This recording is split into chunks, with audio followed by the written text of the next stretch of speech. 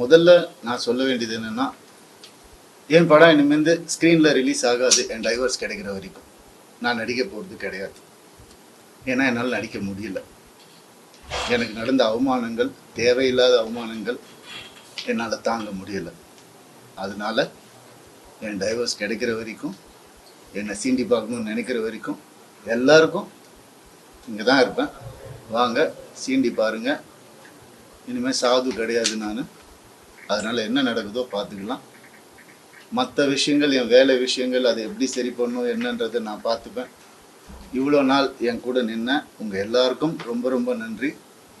என்னைக்கு என் டிவோர்ஸ் கிடைக்குதோ, என்னைக்கு என் பர்சனல் லைஃப் சரியாகுதோ, என்னைக்கு இந்த சைபர் புல்லிங் எல்லாம் நிற்குதோ, எல்லாத்தையும் நான் பார்த்துட்டு தான் இருக்கிறேன். எல்லாம் எனக்கு வரும்.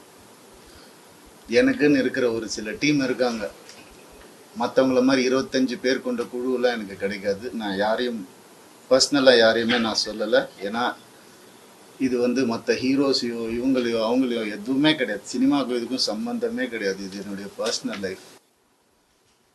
சத்தியம் நிலநாட்டணுன்ற ஒரே காரணத்துக்காக தான் நான் குவைட்டாக இருந்தேன். எல்லாம் வருது.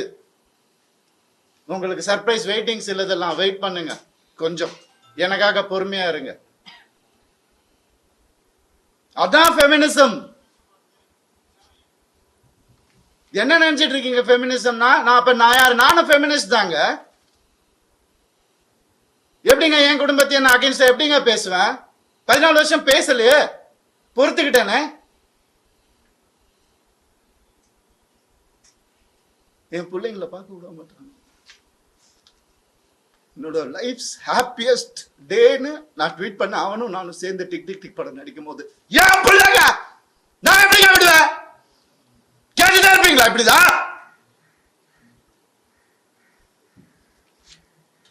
50 லட்சம் ரூபா தெரியுமா? 2 பேர் ஸ்கூல் ஃபீஸ். எத்தனை வருஷம் நான் கட்டி பார்த்துட்டு இருக்கேன். அவங்களுக்கு நல்ல லைஃப் கிடைக்கணும்னு. குழந்தைங்க பத்தி, என் பாசத்தை பத்தி பேசாதீங்க. உங்க யாருக்கும் எதுவுமே தெரியாது. டெய்லி நைட் உட்காந்து அவன் செஸ் கத்துக்கிறான். என் சின்ன பையன் டெய்லி உட்காந்து விளையாடுவான். அவன்கிட்ட தோத்து போவேன் நான். என்ன சொல்றீங்களா? குழந்தைங்க மேல அன்பு இல்லைன்னு பார்க்க விட மாட்டாங்க. போன் கான்ஃபிஸ்கேட் பண்ணி வச்சிருக்காங்க. ஸ்கூலுக்கு பாடி கார்டு அனுப்புறாங்க. என் பசங்க பார்க்கணும் இந்த வீடியோவை. தெரிச்சு தானே ஓடி வந்தேன் நான். அந்த லைஃப் பிடிக்கலன்னு இத்தனை நாள் இருந்தால அப்பெல்லாம் தெரியலையா? நான் அப்பெல்லாம் பார்த்துக்கல. எவ்வளவு கோடியில வீடு என்ன கேளுங்க போய் வெளியில. ஈஸியாரே சொல்லும். யாருக்காக? எல்லாம் அவங்களுக்காக தான் நான் பண்ண. இருக்கும் போது பார்த்துக்க முடியலன்னா இல்லாதப்ப மூடிட்டு இருக்கணும்.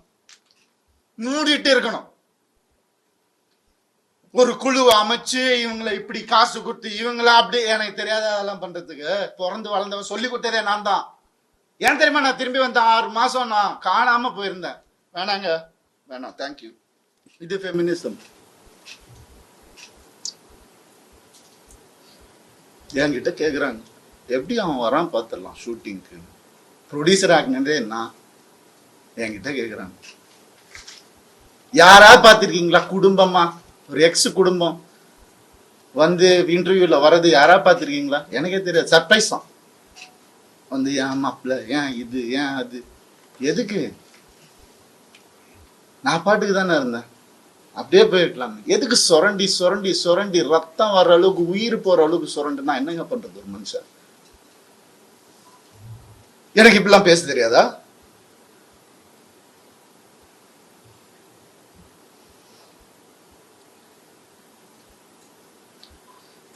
பர்டிகுலரா நான் சொல்லணும்னு நினைக்கிறது இந்த சைபர் புல்லிங் விஷயம். ஒரு பொண்ணு அனுப்பிச்சிட்டீங்க, ரொம்ப தேங்க்ஸ். அதுக்காகலாம் நான் இன்டர்வியூலாம் வைக்கலாங்க. அவங்க எங்கே இருந்தாலும் நல்லா தான் இருக்கணும், அவ்வளோதான், வேற எதுவுமே இல்லை. கெனிஷாவை காலி பண்ணி அனுப்பிச்சிட்டீங்க நீங்கள் எல்லாரும். சைபர் புல்லிங் உங்களெல்லாம் நான் சும்மாவே விட போகிறது இல்லை. என் அண்ணனுக்கு நடந்ததுனால, தம்பிக்கு நடந்ததுனால நான் இதான் பண்ணுவேன். ஏன்னா நான் யாருன்னு தெரிஞ்சவங்க சில பேர் மட்டும்தான். நான் உண்மையாக யாருன்னு தெரிஞ்சவங்க எனக்கு சப்போர்ட் பண்ணுறவங்க. எந்த ஹீரோவாவது இன்னொரு ஹீரோவை பத்தி சொல்லுவானா அவன் மனசால கூட யாருக்கும் கெடுதல் நினைக்க மாட்டான். என் கார்த்தி சொன்னான். நான் யார் பேரையும் எடுக்க விரும்பல.